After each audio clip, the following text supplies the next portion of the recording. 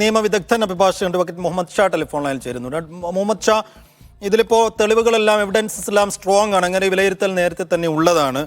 അതുകൊണ്ട് ഹൈക്കോടതിയിൽ നിന്ന് പ്രതീക്ഷിച്ച ഒരു വിധി തന്നെ വന്നിരിക്കുന്നു എന്നാണോ അങ്ങ് കരുതുന്നത്? തീർച്ചയായിട്ടും. കാരണം ഈ വധശിക്ഷ കൺഫർമേഷൻ നടത്തണമെങ്കിൽ ഹൈക്കോടതിയിലേക്ക് കൊടുക്കാൻ നിവൃത്തിയില്ല. അതിനുവേണ്ടി ഹൈക്കോടതിയിലേക്ക് കൊടുത്തു. അതോടൊപ്പം തന്നെ പ്രതിയുടെ അപ്പീലും വന്നിട്ടുണ്ട്. അപ്പോൾ അപ്പീൽ എല്ലാ കണ്ടൻഷൻസും റേസ് ചെയ്തു. പിന്നെ സെഷൻസ് കോടതിയുടെ വിധി കോടതി അപ്ഹോൾഡ് ചെയ്തിരിക്കുന്നു. റെഫറൻസിൽ സെഷൻസ് കോടതി പറഞ്ഞ കാര്യം കോടതി റെഫറൻസിൽ പിന്നെ അത് കൺഫേം ചെയ്തിരിക്കുന്നു. ഇതോടുകൂടി പിന്നെ ആ കേസ് ഒരു ആസച്ച്, അതായത് ഇനി അപ്പീൽ SLP പോയി സുപ്രീം കോടതി എന്ന് പറയുന്നത് എന്താണെന്ന് നമുക്ക് വെയിറ്റ് ചെയ്യാം. എങ്കിൽ പോലും ആസച്ച് ഒരു ഫുൾ പ്രൂഫായ ഒരു ട്രയലായി നമുക്ക് കണക്കാക്കേണ്ടി വരും. ആ ട്രയലില് പിന്നെ കൺവിക്ട് ചെയ്യപ്പെട്ടിരിക്കുന്നു. വധശിക്ഷ, ഞാൻ അതിനപ്പുറത്തേക്കൊന്നും ചെയ്യാനില്ലല്ലോ, വധശിക്ഷ ലഭിച്ചിരിക്കുന്നു എന്ന അത് പിന്നെ ആ ട്രയലിന്റെ മെച്ചമായി തന്നെ കാണാം.